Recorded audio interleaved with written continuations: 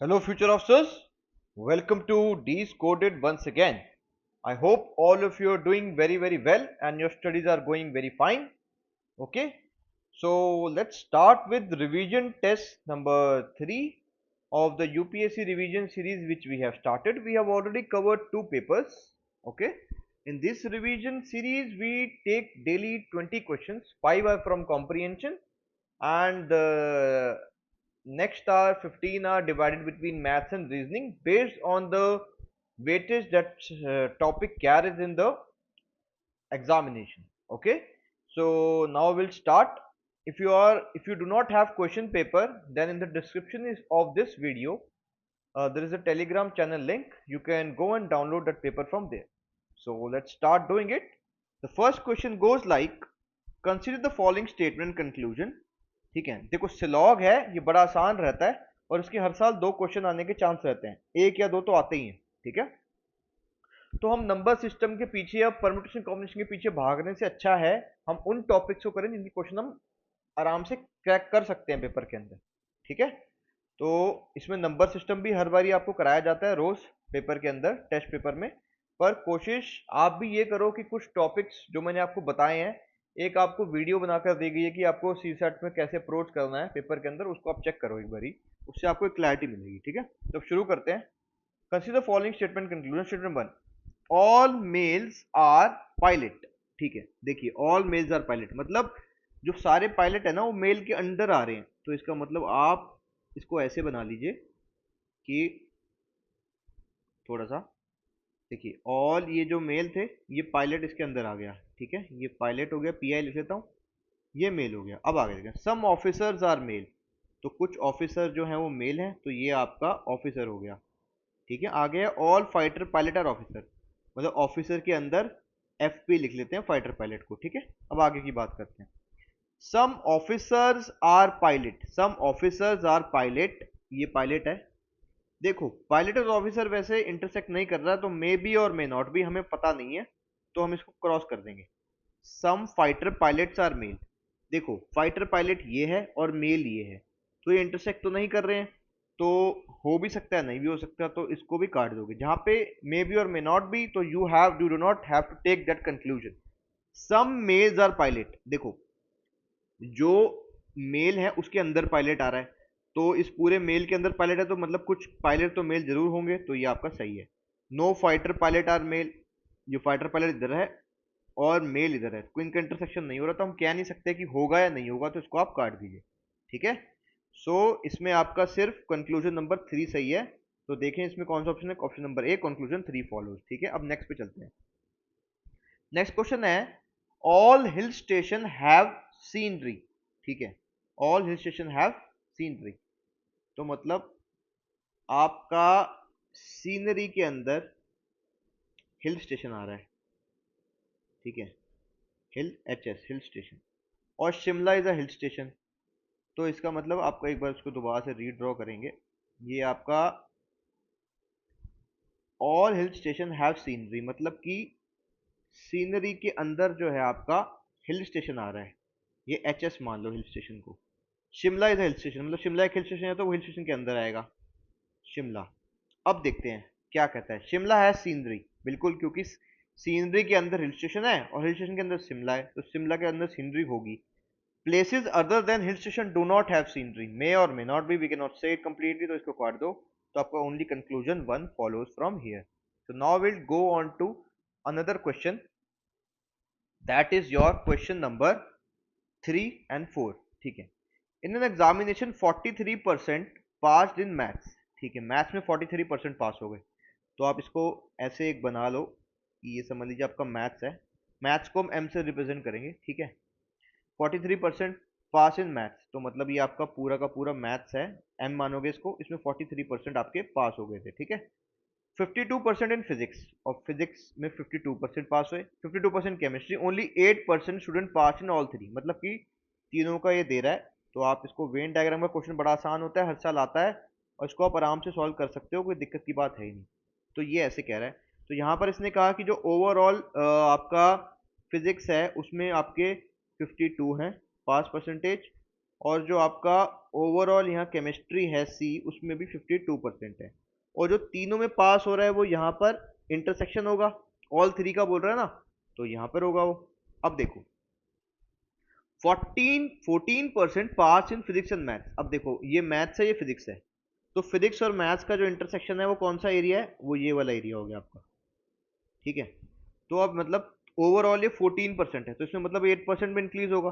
तो अगर सिर्फ आप फिजिक्स और मैथ्स की बात करो, ये जो 8% है इसमें केमिस्ट्री भी इंक्लूडेड है, अगर आप सिर्फ फिजिक्स और मैथ्स की बात करोगे तो वो आएगा 14 - 8, यानी कि ये वाला आपका 6% आ जाएगा। अब आगे चलते हैं।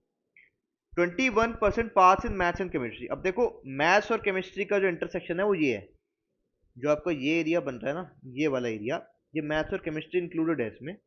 तो इसमें फिजिक्स भी होगा क्योंकि 8% तो वो है जिसमें सारा आ रहा है। तो सिर्फ मैथ्स और फिजिक्स केमिस्ट्री निकालने के लिए आप क्या करोगे कि 21 में से 8 माइनस कर दो। 21 में से 8 माइनस करोगे आपके पास 13% आ जाएगा, जो सिर्फ मैथ्स और आपका केमिस्ट्री का है। अब आगे चलते हैं। 20% पास इन फिजिक्स एंड केमिस्ट्री। अब देखो ये फिजिक्स का था और ये केमिस्ट्री का है, तो जो फिजिक्स और केमिस्ट्री का इंटरसेक्शन है वो ये वाला है, कि जिसमें फिजिक्स और केमिस्ट्री दोनों इंक्लूडेड होने हैं, वो ये वाला एरिया है जिसको मैं हाईलाइट करते जा रहा हूँ ऐसे ड्रॉ करके, ठीक है। और ये 20% है, क्योंकि ओवरऑल मिला के ये पूरा, इसमें 8% भी है ना जिसमें तीनों आ रहे हैं, तो ओनली फिजिक्स और केमिस्ट्री निकालने के लिए 20 में से 8 माइनस करना पड़ेगा, तो ये 12 आ जाएगा।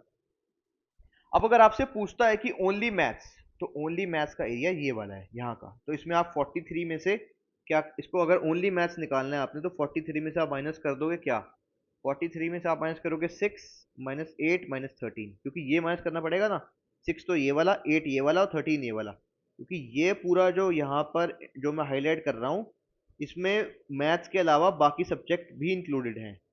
तो अगर आपको सिर्फ सिर्फ और सिर्फ मैथ्स के बारे में बात करनी है, तो जिस एरिया पे मैं पेन चला रहा हूँ आप उस एरिया को माइनस कर दोगे, वो है 6 - 8 - 13, तो ये आपके पास आ जाएगा यहाँ 16%। तो ये आपका 16% आ जाता है यहाँ पे, ठीक है। अब आगे चलते हैं।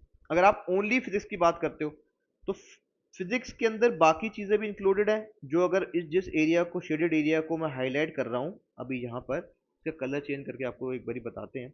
देखिए जिस शेडेड एरिया को मतलब मैं हाईलाइट कर रहा हूँ ना, ये रेड से, इसमें आपका जो है मैथ फिजिक्स, ओनली फिजिक्स के अलावा केमिस्ट्री और मैथमेटिक्स के भी पार्ट है। तो सिर्फ फिजिक्स निकालने के लिए आपको क्या करना पड़ेगा कि 52 में से आप माइनस करोगे क्या, 6 करोगे और 8 करोगे और 12 करोगे, तो ये आपका आ जाएगा 26% यहाँ पर।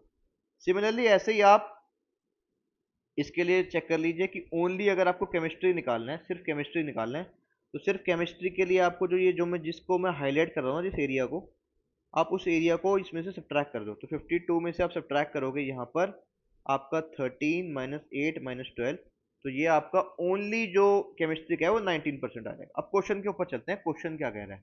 अब क्वेश्चन के ऊपर बात आ रही है, अब क्वेश्चन को चेक करेंगे कि क्वेश्चन एक्चुअली में हमें क्या कह रहा है, कि हमें निकालना क्या है। क्वेश्चन हमें कह रहा है how many student pass in maths only. अब पहले थोड़ा सा आगे पढ़ लेते हैं। Number of students who took the exam is 200, मतलब टोटल स्टूडेंट्स 200 थे। अब देखो how many student pass in maths only, maths only आपको पता है 16% है यहाँ पर दिया है, तो 200 का आप 16% निकाल लो यहाँ पर, तो ये आपके पास कितना आता है, ये आ जाएगा आपके पास 32, तो 32 स्टूडेंट्स हैं वो, तो बी आंसर होगी। What find the ratio of students who pass maths only to the students who pass chemistry only। देखो अब मैथ्स ओनली हो जाएगा 200 इंटू अपॉन 16/100, और ओनली केमिस्ट्री है क्या 19%, तो 200 इंटू 19/100, 200 200 कैंसिल, तो आपके पास 100 से 100 कैंसिल, तो आपके पास जाएगा 16/19, तो इसका आपका आंसर है सी 16/19, ठीक है। I hope this is clear to you. अब इसको हम थोड़ा सा जैसे रिमूव कर देते हैं क्योंकि दूसरा क्वेश्चन सॉल्व करेंगे अब। तो हम चलते हैं क्वेश्चन नंबर आपके 5 पे, ठीक है। ये ब्लड रिलेशन का क्वेश्चन है, देखिए, और बड़ा आसान है, हर बार इसी टाइप का आता है, आप इसको सॉल्व करना सीख जाओगे तो आपके लिए बहुत आसान पड़ जाएगा। In the family of 6 person, अब है Banta, Kathy, Deepak, Emily and Fatima, there are 3 males and 3 female, 3 male है 3 फीमेल है, ठीक है। इसका मतलब आपको, और 2 मैरिड कपल हैं, ठीक है। Each of them like different cold drinks, ठीक है। मतलब आपके पास इसमें कौन कौन से पैरामीटर है, जितने पैरामीटर है ना उसकी टेबल बना लो, आपका आसानी से सॉल्व हो जाएगा। देखो यहाँ पर पैरामीटर्स की टेबल बनाना शुरू करो, आपके पास टोटल देखो 6 पीपल हैं। एक 1 2 3 4 5 6 और एक ही 7। ठीक है, इसको थोड़ा सा जैसे रब करके ना इधर एक्सटेंड कर लेते हैं। ये यहाँ तक आ गया आपका। अब इसको आप ले लो। पहले था Abhay, A B, Banta, B N T A, फिर आप कैथी ले लो, C A T H Y, फिर आप ले लो दीपक, डी डबल ई, लिख लो इसको। फिर एमिली को एमिली लिख लो, और ये फातिमा लिख लो, फातिमा का एफ ए टी लिख लो। ठीक है, अब देखो इसमें क्या क्या होगा। एक तो सेक्स होगा कि कौन फीमेल है कौन मेल है। फिर आपके पास ने बोला मैरिड कपल, आपको पता नहीं है, तो यहाँ पे मतलब मैरिज की बात हो रही है। फिर एक कोल्ड ड्रिंक की बात कर रहे हैं कि किसी को कौन सी कोल्ड ड्रिंक पसंद है, किसी को कोल्ड ड्रिंक, तो कोल्ड ड्रिंक लिख लो यहाँ पे। फिर कोई, अब जब मैरिड है तो कोई किसी की डॉटर होगी और कोई किसी का सन होगा, तो इसको यहाँ ऐसे लिख लो। अब इसको फिल करते जाओ, आपका आंसर आता जाएगा। एमिली हु लाइक्स कोक, मतलब जो एमिली है हमारी उसको क्या पसंद है, कोक, तो एमिली में कोक लिख दो।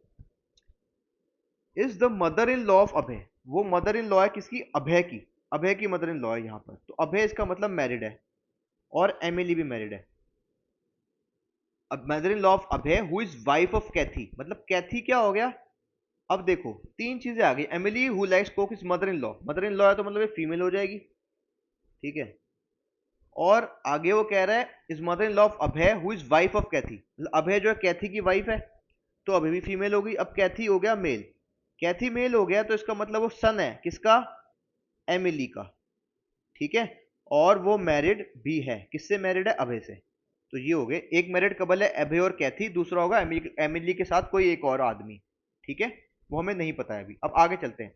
अभय वाले में लिख लो मैरिड टू कैथी, और कैथी मैरिड टू अभय। अब आगे की बात करते हैं। Deepak is father of Fatima, अब दीपक जो है ना आपका, ये फातिमा का फादर है, तो इसका मतलब एमिली और दीपक मैरिड है आपस में, तो ये हो गया आपका मेल। तो ये मैरिड है टू आपका किससे, एमिली से, और एमिली मैरिड है टू दीपक। अब ये दीपक जो है वो और किसका फादर हो जाएगा यहाँ पे, एमिली। अब ये सन, जो ये कैथी था ना, वो सन हो गया दीपक का और एंड दीपक, एमिली और दीपक का। और फातिमा जो है, दीपक इज फादर ऑफ फातिमा। ठीक है, अब फातिमा का फादर है, अब डॉटर है सन है ये नहीं पता, दोनों में से कोई भी हो सकता है, इसको छोड़ते हैं। अब आगे चलते हैं। ठीक है, हमारे पास अभी दो मेल दो फीमेल मिल गए, मैरिड कपल हमें पता लग गया कौन से हैं।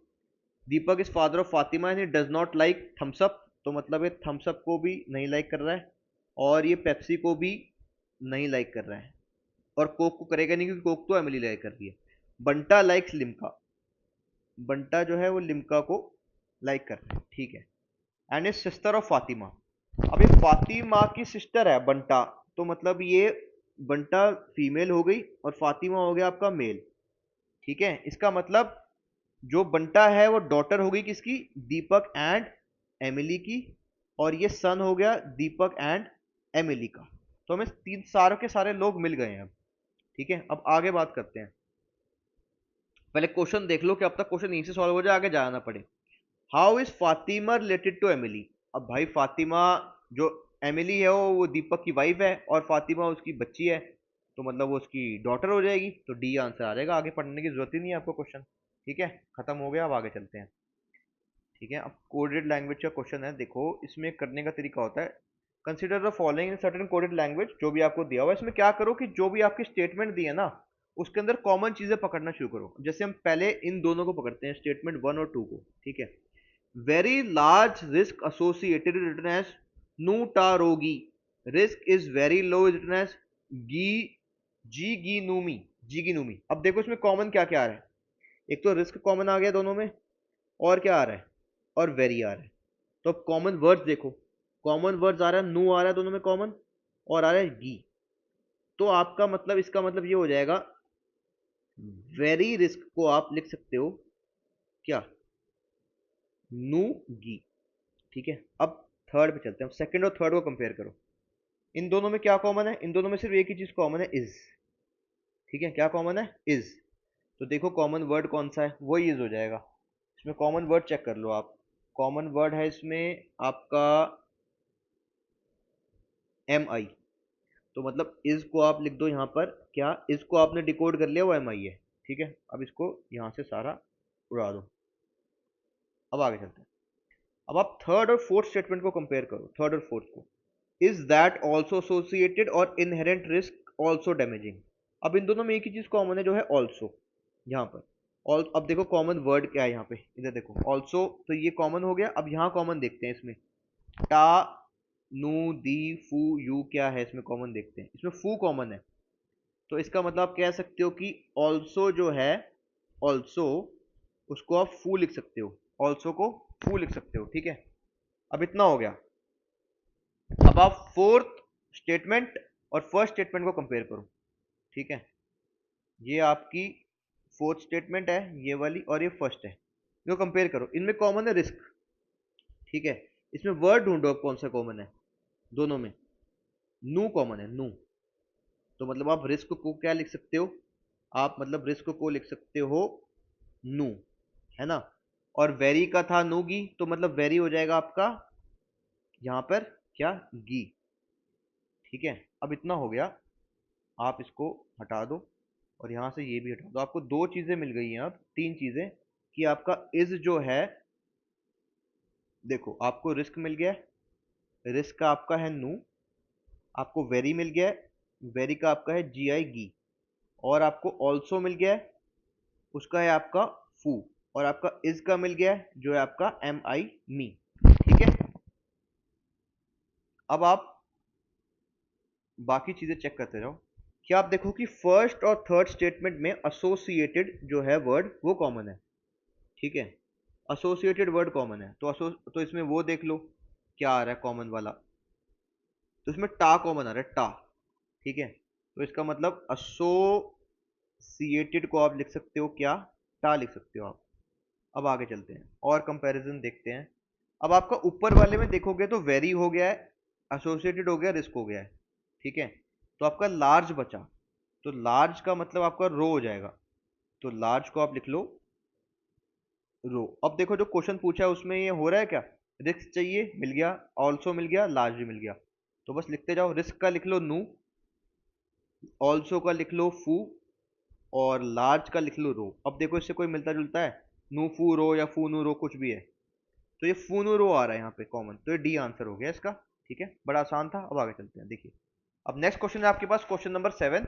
इस क्वेश्चन को आराम से ध्यान से देखो, ये आपका पूरा कंसेप्ट क्लियर कर देगा वर्क वाला, ठीक है। ध्यान से देखिए क्या सॉल्व हो रहा है।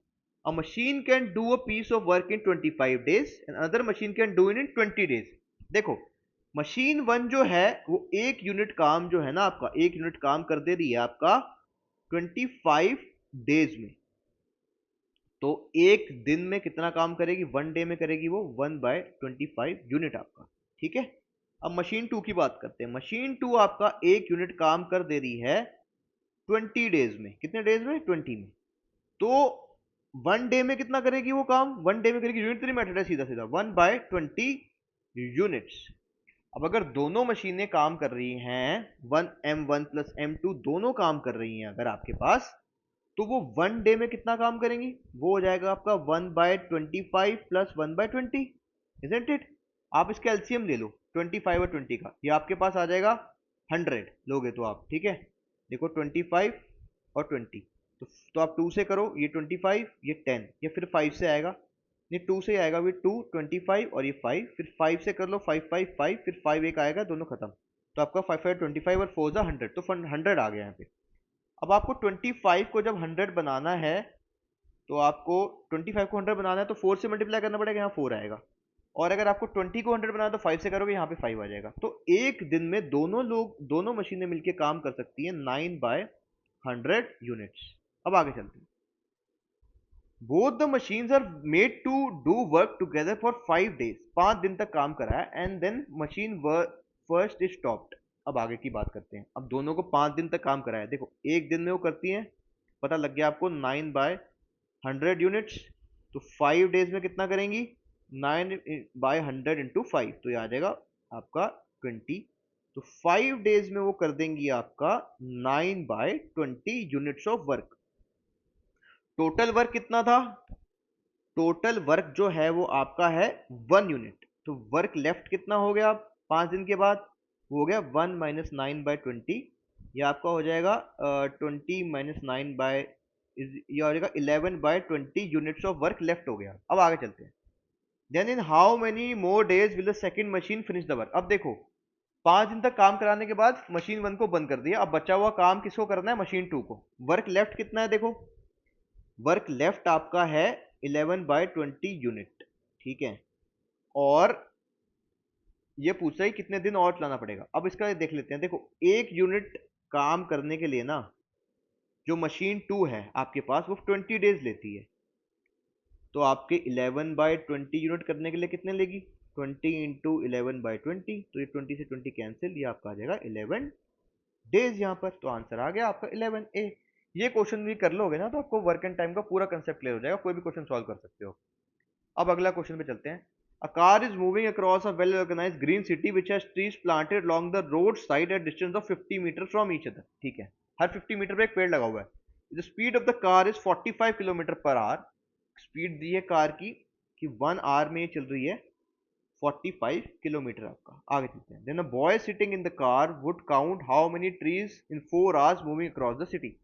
अब देखिए 1 आवर में 45 किलोमीटर चल रहा है, तो 4 आवर में कितना चलेगा? 45 इंटू 4 किलोमीटर, और मीटर में कन्वर्ट कर लोगे तो 45 इंटू 4 इंटू 1000 मीटर। अब हर हर 50 मीटर पे पेड़ लगा हुआ है, तो नंबर अगर वो 4 घंटे तक गाड़ी घूमे तो कितने पेड़ काउंट कर लेगा? तो कुछ नहीं करना, 454 इंटू ये टोटल डिस्टेंस हो गया आपका, डिस्टेंस टोटल जो कवर किया गाड़ी ने, और हर 50 मीटर पे पेड़ है तो डिवाइड कर दो 50 से, 0 से 0 कैंसिल, 5 टू ज़ा, जो आ जाएगा आपका 45 इंटू 2 90, 0 और 4, जो आपका आ जाएगा 3600, 63600 ट्रीज, यानी कि सी आंसर आ गया। 10th क्वेश्चन 9th क्वेश्चन चलते हैं। A train start from Delhi and move towards Kota at a speed of 25 kilometre per hour, ठीक है। एक ट्रेन है जो दिल्ली से चली और कोटा एक डिस्टेंस है उसकी तरफ जा रही है, कितनी स्पीड से जा रही है? 25 किलोमीटर पर आवर की स्पीड से जा रही है। अदर ट्रेन बी, ये ए ट्रेन थी, अदर ट्रेन बी जो है वो स्टार्ट फ्रॉम कोटा, कोटा चल रही है, मूव टुवर्ड्स दिल्ली, दिल्ली की तरफ चल रही है, स्पीड है 35 kilometre per hour, 35 kilometre per hour. If the distance between Delhi and Kota is 600 kilometre, then how many kilometre far from Delhi will they meet. अब ये कब मिलेंगी दिल्ली से और कितनी दूर मिलेंगी, ये पूछ रहा है कि दिल्ली से कितनी दूर पे मिल जाएंगी। तो ये 600 किलोमीटर आपके पास दिया हुआ है। हम मान लेते हैं कि ये दिल्ली था, यहाँ पर ये हमारा पॉइंट, तो मानते हैं कि दिल्ली से जो है एक्स डिस्टेंस दूर पर ये दोनों मिल रही हैं, यहाँ पर मिल रही हैं कहीं पे, तो वो डिस्टेंस कोटा से कितनी दूर होगा आपका? 600 माइनस एक्स। अब दोनों जैसे जितनी देर में ट्रेन ए एक्स डिस्टेंस कवर करेगी मिलने के लिए, उतनी ही देर में ट्रेन बी आपका कवर करेगी 600 माइनस एक्स, तो मतलब यहाँ पे भी टाइम टी लगेगा, यहाँ भी टाइम टी। अब आपको एक चीज पता ही है कि speed is equal to distance upon time. तो अब ट्रेन ए की बात कर लेते हैं, उसकी स्पीड है 25, तो अब उसका डिस्टेंस ट्रेवल कितना है टाइम टी में? एक्स, और टाइम है टी, ठीक है। तो इसके मतलब ये टी हो गया आपका x/25। अब ट्रेन बी की बात कर लो, इसका स्पीड है आपका कितना? 35 इज इक्वल टू डिस्टेंस है 600 minus x upon time t, तो ये आ जाएगा आपका t is equal to 600 minus x upon 35। अब दोनों t इक्वल है, ये t इक्वल है, ये t इक्वल है, दोनों t को इक्वेट कर दो आप, तो आपके पास आ जाएगा x/25 is equal to 600 minus x upon में 35। तो ये आपका आ जाएगा 35x is equal to 25 into 600 minus आपका 25x, तो आप इसको इधर ले आओगे, हो जाएगा 60x is equal to 25 into 600, ये आपका 0 से 0 कैंसिल, 6 और ये 10, तो आपका x आ गया 250 आपका किलोमीटर में।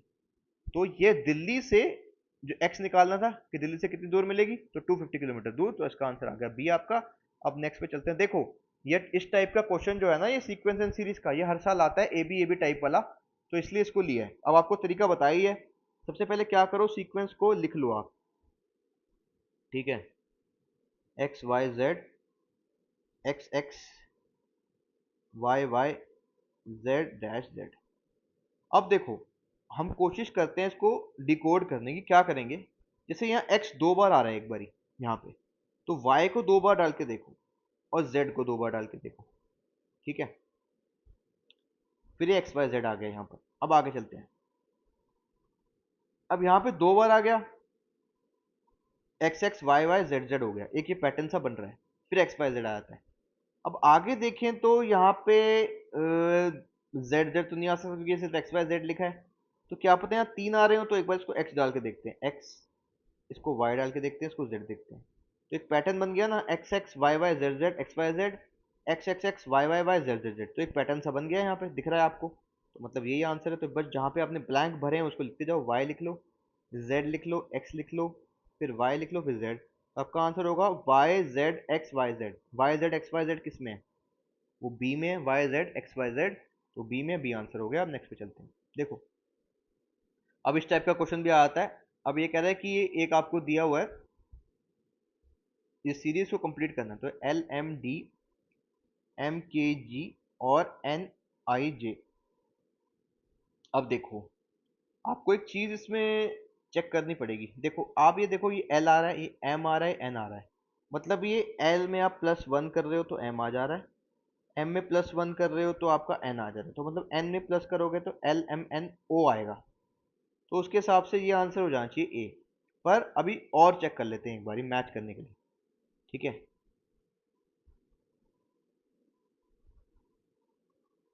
अब देखिए आप, आई जे के एल एम एन ओ।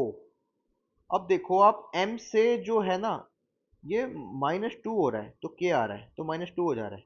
अब के से भी चेक करो, -2 करने पे आई आ रहा है, हाँ के से -2 करने पे भी आई आ रहा है। तो इसका मतलब आपको आई से -2 करना है, तो एच जी। तो यहाँ पे आई से -2 करोगे तो आपका जी आ जाएगा। तो ये एक ही ऑप्शन में फिट बैठ रहा है, ये वाले, तो आपका आ जाएगा ओ जी एन। इसका मतलब आपका आंसर ए है। तो अब आगे इसको खत्म हो गया, अब आगे चलते हैं। अब कुछ नंबर सिस्टम के क्वेश्चन करते हैं, क्योंकि बहुत सारे लोगों को इसमें प्रॉब्लम होती है। अब देखो कितने आसान क्वेश्चन है, और ये यूपीएससी टाइप के क्वेश्चन है जो उसमें आते हैं।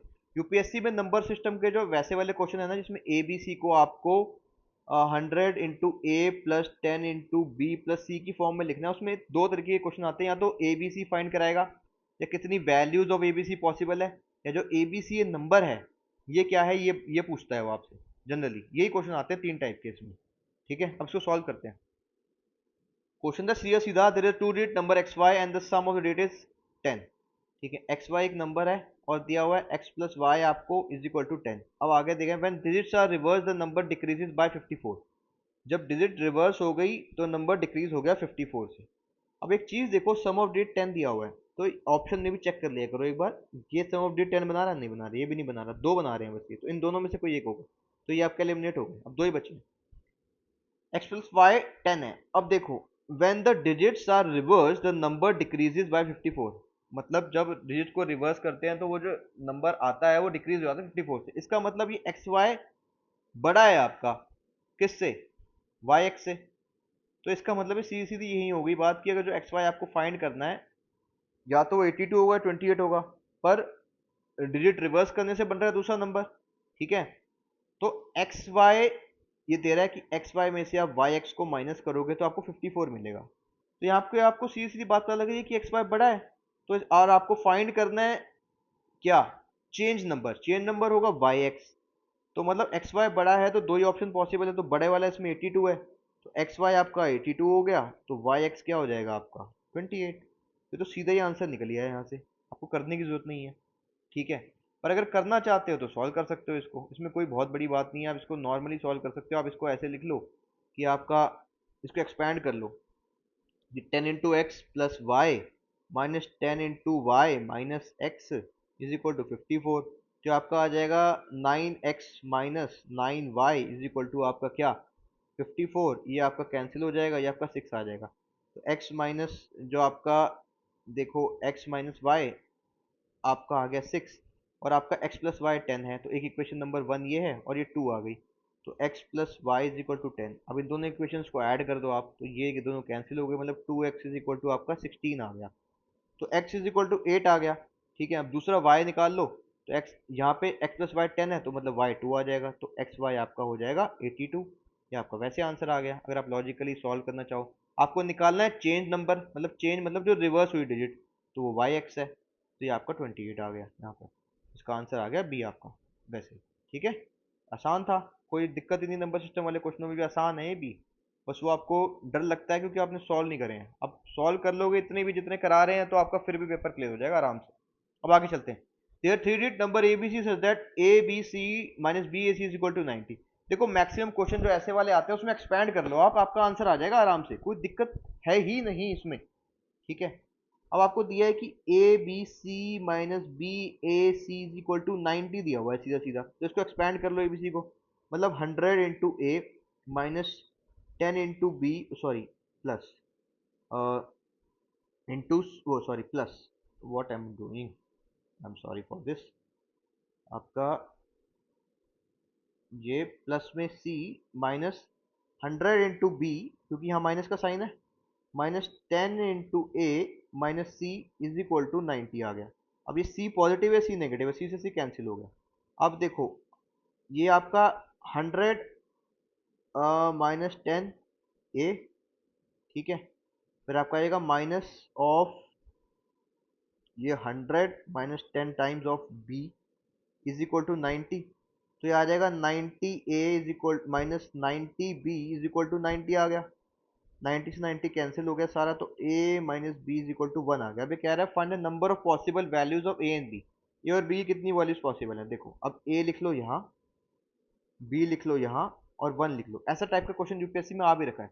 आपको a और b का ऐसे कॉम्बिनेशन देखना है कि 1 आ जाए, तो 1 और 1 तो नहीं हो सकता, 0 आएगा, तो a हमेशा बड़ा होगा मतलब b से। तो 2 से स्टार्ट करते हैं, तो 2 और 1 1 आ गया, फिर 3 और 2 1 आ गया, 4 और 3 1, तो आप 5 6 7 8 और 9 तक लिख लो, क्योंकि वन डिजिट ये अपने आप में सिंगल डिजिट है ना ए और बी, तो 9 तक ही जाएगा, उसके आगे जाएगा नहीं, जीरो हो नहीं सकता, क्योंकि ए बड़ा रहेगा हमेशा बी से।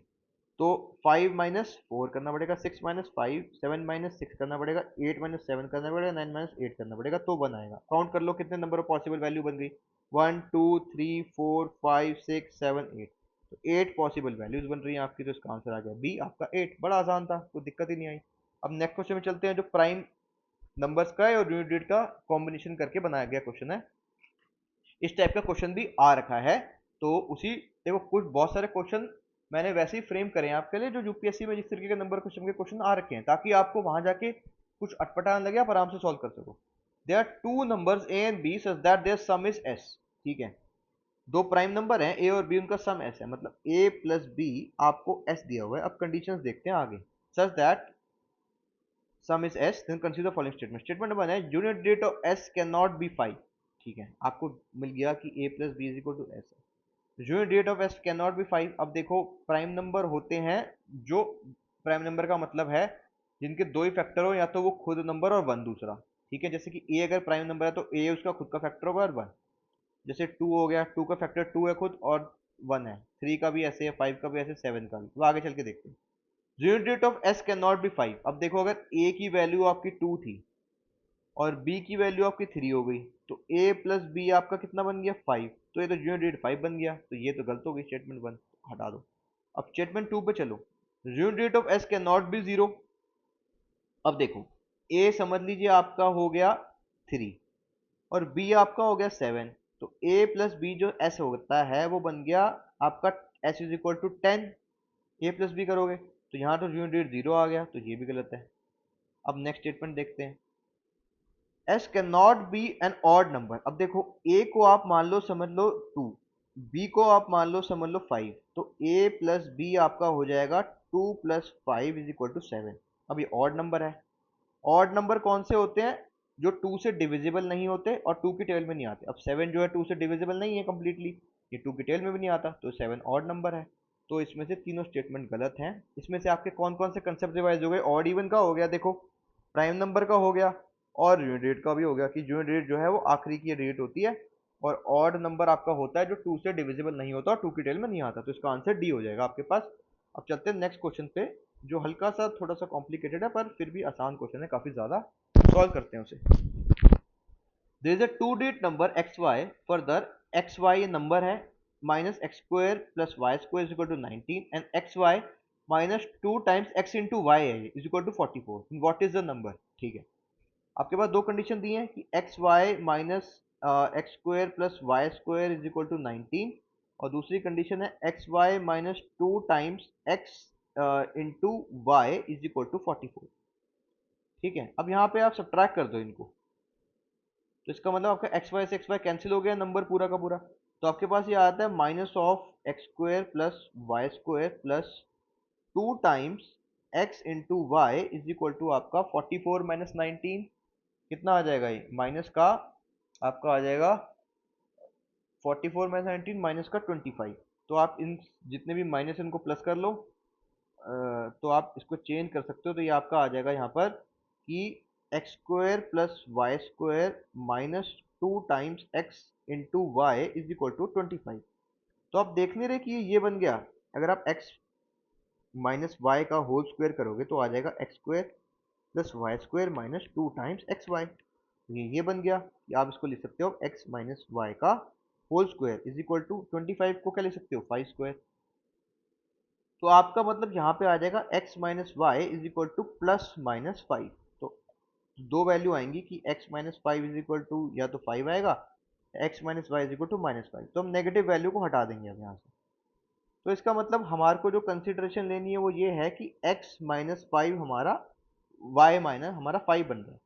तो इसमें कौन कौन सी वैल्यू पॉसिबल है, या तो x आपका 7 हो और y 2 हो, या फिर x आपका 6 हो और y आपका 1 हो, तो 5 आएगा। ये दो वैल्यू पॉसिबल है, हमें इन दोनों में सेलेक्ट करना है।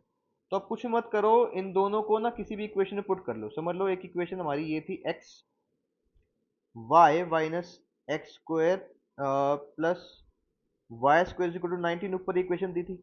अब इन दोनों में से जो भी इसको सेटिस्फाई कर देगा वो आंसर है 7। ये वाला देख लो पहले, तो एक्स वाई बनेगा आपका 72 नंबर, एक्स स्क्वायर हो जाएगा आपका 7 इंटू 7 49 प्लस वाई स्क्वायर बनेगा 4।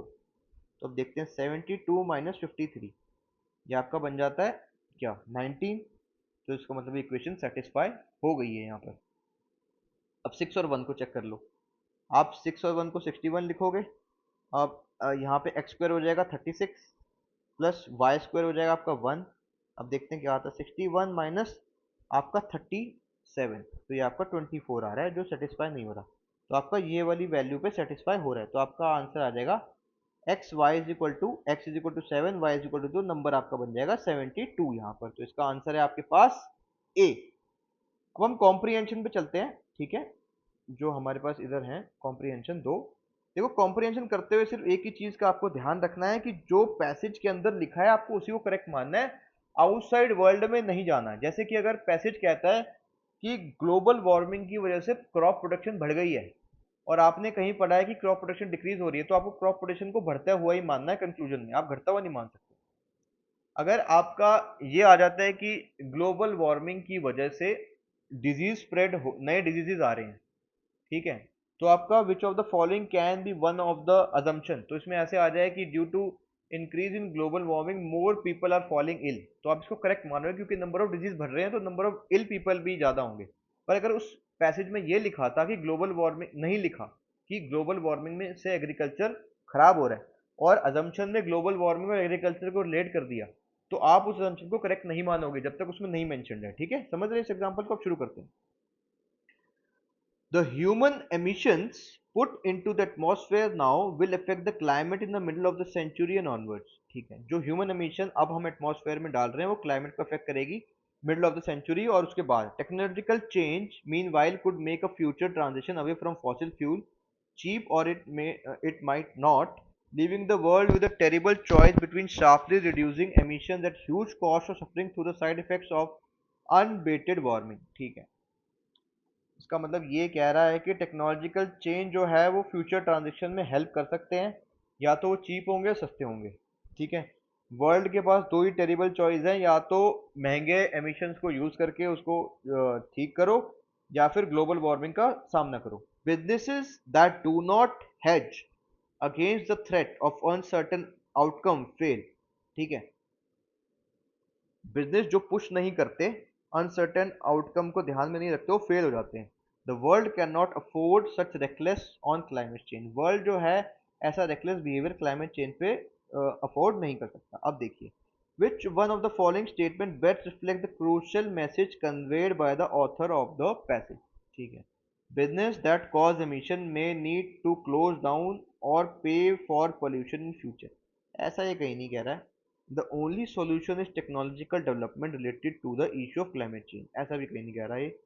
Waiting to deal with carbon emissions until technology improves is not a wise strategy. हाँ, ये सही बात है, ये कह रहा है ऐसा।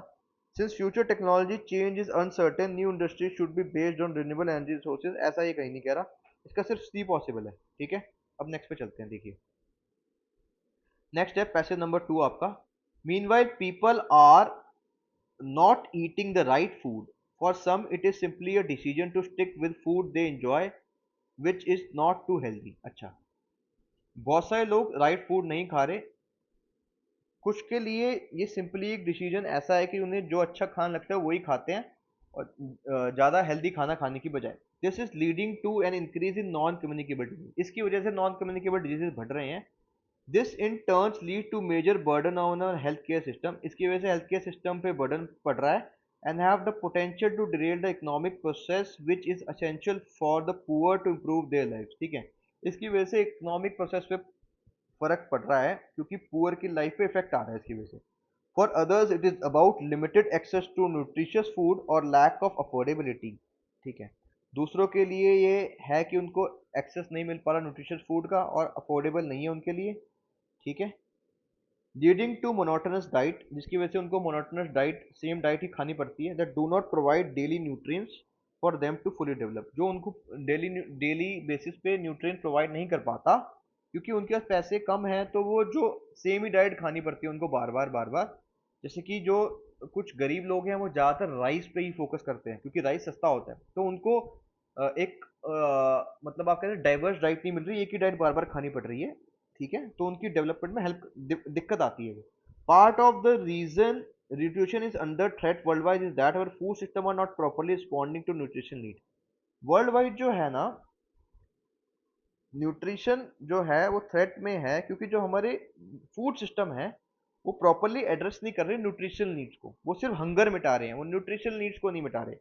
Somewhere along that long road from farm to fork there are seizures daters taking place. ठीक है, जो मतलब हमारे खेत से लेके जो हमारे प्लेट पे खाना आता है, उसमें बहुत सारी दिक्कतें हैं बीच में। ठीक है, अब आगे चलते हैं। Which one of the following statements best reflect the crux of the passage? The scheme of universal basic income should be implemented worldwide as a way of poverty alleviation. ये पॉवर्टी एलिवेशन की बात नहीं कर रहा, ये poverty की वजह से जो फूड एक्सेस में दिक्कत आती है उसकी बात करें, न्यूट्रिशन एक्सेस में। तो यूनिवर्सल बेसिक बेसिक का कुछ बात ही नहीं हो रहा, इसको काट दो। We must place food based nutrition at the centre of policy. बिल्कुल, ये फूड बेस्ड न्यूट्रिशन की बात कर रहा है कि न्यूट्रिशन फूड जो है वो पेट भरने से ज़्यादा न्यूट्रिशन बेस्ड होना चाहिए। थोड़ी सी ये है, यही बताने की कोशिश कर रहा है कि हमारा जो खाना है, या तो हम जो हमें अच्छा लगता है वो खाते हैं, या हमारे पास पैसे कम होते हैं तो अफोर्डेबिलिटी की वजह से हमें रोज सेम खाना खाना पड़ता है, न्यूट्रिशन में ध्यान देते हैं। तो ये बिल्कुल सही है। Nutrition of food should be improved by creating appropriate genetically modified crops. ऐसा कहीं ये कुछ नहीं कह रहा, ये ज़्यादा सूटेबल है, ये इतना सूटेबल नहीं है। Using modern food processing technologies we must fortify food items with required nutrient elements. ठीक है, तो ये किसी हद तक कह सकते हो, पर ज़्यादा अप्रोप्रिएट हमें बी लग रहा है, तो इसको भी काट देते हैं। ठीक है, अब नेक्स्ट पे चलते हैं, जो है आपका passage number 3। We often hear about conflicts among different states in India over river waters. Of the 20 major river system, 14 are already water stressed. 75% of the population live in water stressed regions, a third of whom live in water scarce areas. ठीक है, climate change, the demands of rising population and the need for agriculture to keep pace and rate increased rate of urbanization and industrialization will exacerbate water stress. According to Constitution of India, water is a state subject and not that of union, except for regulation of interstate rivers. Key to ensuring balance between competing demands of various stakeholders is a basin-based approach to allocate water amongst constituent regions and states. Allocating fair share of water to them requires assessment based on objective criteria such as specificities of river basin, size of dependent population, existing water use and demand, efficiency of use, projected future use, etc., while ensuring the environmental needs of river and aquifers. ठीक है, which of the following statement best reflects the moral, rational, practical, immediate action required to ensure for। ठीक है, passage में अंदर जो problem mention की गई है उसके हिसाब से क्या एक वायबल आपको एक एक्शन लिया जा सकता है, ये वो पूछ रहा है इसमें। A national pragmatic legal and policy framework for water allocation should be made. हाँ, क्योंकि वाटर का जो मैनेजमेंट है वो ठीक से नहीं हो रहा है, इसलिए एक ऐसी पॉलिसी चाहिए। तो ये आपकी स्टेटमेंट सही है यहाँ पर। All river system of the country should be linked, ऐसा कहीं नहीं कह रहा। Water channel between region of surplus and region of deficit should be created, ऐसा भी कहीं नहीं कह रहा है। ये कह रहा है कि मिसमैनेजमेंट है। To mitigate water crisis, water demand of sector such as agriculture industry should be reduce, ऐसा भी कहीं नहीं कह रहा है। तो आपका ए ही बनता है इसमें सिर्फ सही। अब नेक्स्ट क्वेश्चन में चलते हैं, क्वेश्चन पैसेज नंबर 4 पे। In India a majority of farmers are marginal and less. India में मेजॉरिटी ऑफ फार्मर या तो मार्जिनल है या छोटे हैं, लेस एजुकेटेड है and possesses low adaptive capability to climate change. ठीक है, लेस एजुकेटेड है और बहुत कम उनकी कैपेबिलिटी है क्लाइमेट चेंज की तरफ अडेप्ट करने की, perhaps because of credit and other constraint. उसका रीजन है कम क्रेडिट मिलना और बाकी और कुछ जो कंस्ट्रेंट्स हैं। So one can not expect autonomous adaption to climate change. तो इसीलिए आदमी अपने आप से नहीं सोच सकता कि फार्मर्स ऑटोमेटिकली शिफ्ट कर देंगे क्लाइमेट चेंज की तरफ। Even if it was possible it would not be sufficient to offset losses from climate change. अगर वो शिफ्ट भी कर दें खुद, तो फिर जो क्लाइमेट चेंज से लॉसेस हो रहे हैं उसको केटर कर पाना बहुत मुश्किल है। To deal with this adaptation to climate change is paramount. इससे डील करने के लिए जो अडेप्टेशन है वो बहुत इंपॉर्टेंट है क्लाइमेट चेंज की तरफ। उसके साथ साथ मिटिगेशन भी करना है हमें। ठीक है, another solution is to have a planned और पॉलिसी ड्रिवन अडेप्टेशन। दूसरा सोल्यूशन है कि एक प्लान्ड और पॉलिसी ड्रिवन अडेप्टेशन हो which requires the government to come up with a policy recommendation. ठीक है, जिसके अंदर गवर्नमेंट को एक पॉलिसी लानी होगी। Perception is necessary prerequisite for adoption. ठीक है, अडॉप्शन के लिए ना परसेप्शन बहुत जरूरी है, ये ऐसा कह रहा है। Whether farmers are adapting agriculture practices to climate change depend on weather they perceive it or not. ठीक है, परसेप्शन जरूरी है कि अगर कोई फार्मर है वो क्लाइमेट चेंज की वजह से अपने एग्रीकल्चर प्रैक्टिसेस को चेंज कर रहा है या उसमें मिटिगेशन ला रहा है, उससे पहले उसको ये बिलीव करना होगा कि क्लाइमेट चेंज एक चीज है कुछ रियल में, ये ऐसा कह रहा है। However this is not always enough for adaptation, it is important how a farmer perceive the risk associated with climate change। ठीक है, फार्मर ने मान तो लिया कि क्लाइमेट चेंज है, पर और भी ज्यादा इंपॉर्टेंट चीज ये है कि फार्मर कैसे देखता है कि जो क्लाइमेट चेंज से उसको रिस्क आएगा वो कितने ज्यादा है और या कितना कम है, वो इसको कैसे देखता है, वो भी एक इंपॉर्टेंट चीज है कि वो कितनी जल्दी उसको अडेप्ट कर सकता है और मिटिगेशन की तरफ जा सकता है। Which of the following statement best reflect the most logical and rational message conveyed by the author of the passage. Adaptation to climate change and mitigation response are basically responsibilities of the government. ये ऐसा कहीं नहीं कह रहा है कि government की ही responsibility है, नहीं। ये तो बस ये बात कर रहा है कि फार्मर अगर अडेप्ट करेगा तो उसको क्या क्या चीजों की वजह से अडेप्ट कर सकता है। Climate change causes a change in government policy regarding land use pattern in the country. Land use pattern की कोई बात ही नहीं हुई है, काट दो इसे। हमने कहा है ना कि जो पैसेज बोल रहा है उसी के बारे में। पैसेज बात कर रहा है क्लाइमेट चेंज और फार्मर कितनी जल्दी अडेप्ट करेंगे उसमें। Risk perception of farmers are important for motivating them for adapting climate change. बिल्कुल, ये पैसेज में सीधा सीधा लिखा है, यहीं लिखा हुआ है कि उनका जो परसेप्शन है सबसे ज्यादा इंपॉर्टेंट वो करता है अडेप्टेशन के लिए। Since mitigation is not possible, government should come up with policy for quick response to climate change। ऐसा कुछ नहीं कह रहा है कि mitigation possible ही नहीं। काट दो इसे, सी आंसर है। अब नेक्स्ट पे चलते हैं, passage number 5। In India while the unemployment rate is frequently used measure of poor performance of economy। ठीक है, ठीक है, इंडिया में अनएम्प्लॉयमेंट रेट को बहुत फ्रीक्वेंटली यूज करते हैं इकोनॉमी की पूर परफॉर्मेंस को जज करने के लिए। Under conditions of rising school and college enrolment it paints an inaccurate picture. ठीक है, ये इनएक्यूरेट पिक्चर देता है क्योंकि स्कूल और कॉलेज का एनरोलमेंट बढ़ रहा है, तो एक्यूरेट पिक्चर दे रहा है इसमें।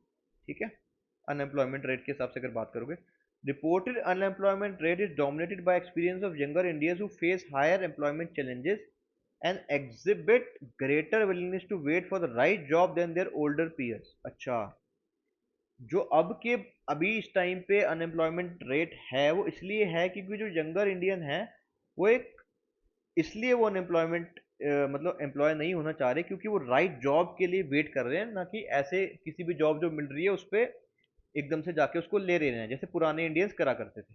The unemployment challenge is greater for people with secondary और higher secondary education and rising education levels inflate unemployment challenge. जो अनएम्प्लॉयमेंट का चैलेंज है वो ज्यादा है पीपल, उन पीपल में जिनके पास सेकेंडरी और हायर सेकेंडरी एजुकेशन है, और जितनी ज़्यादा हायर एजुकेशन, जितना ज़्यादा एजुकेशन लेवल बढ़ रहा है, उतना ज़्यादा अनएम्प्लॉयमेंट चैलेंज बढ़ता जा रहा है। ठीक है। Which of the following statement most likely reflect as to what the author of the passage intends to say? कि author क्या कहना चाहता है? Enrollment in school and college is high, but there is no quality education. Quality education की बात ही नहीं हुई है कहीं भी, सो काट दो। वो ये है ना कि एक तरीके से मिलता जुलता है क्वालिटी एजुकेशन से, पर क्योंकि पैसेज नहीं कह रहा तो आप नहीं मानोगे। Unemployment must be seen as a foundation of rising education and aspirations of young Indian. नहीं नहीं, ऐसा नहीं कह सकते कि अनएम्प्लॉयमेंट एक फंक्शन है राइजिंग एजुकेशन का और एस्पिरेशन का। ये तो ये कह रहा है कि जो आजकल के लोग हैं ना, वो वेट कर रहे हैं राइट जॉब के लिए। There are no labour intensive industries to accommodate huge number of unemployed people. ऐसा कोई बात ही नहीं करी लेबर इंटेंसिव इंडस्ट्री के बारे में, तो काट ही दो इसे, कोई रीजन नहीं। अब डी बचा तो डी सही होगा। The education system should be properly design so as to enable the educated people to be self employed. हाँ, एजुकेशन, हाँ ये इसका एक कह सकते हो कि जो एजुकेशन सिस्टम है उसको आप ऐसे डिजाइन करो कि एजुकेटेड पीपल है वो सेल्फ एम्प्लॉयड हो जाए। तो with this we are done with the test assignment number 3 solution. आपने अगर ये तीनों टेस्ट आप करोगे तो आपके बहुत सारे कंसेप्ट रिवाइज हो जाएंगे, इंपॉर्टेंट इंपॉर्टेंट जो पेपर में ज़्यादा आते हैं, और आपका हिट रेट इंक्रीज हो जाएगा उससे। ठीक है, तो with this we would like to end this video over here. Thank you so much, have a nice day, keep working hard, and if you think this initiative is helpful please suggest it to your friends also.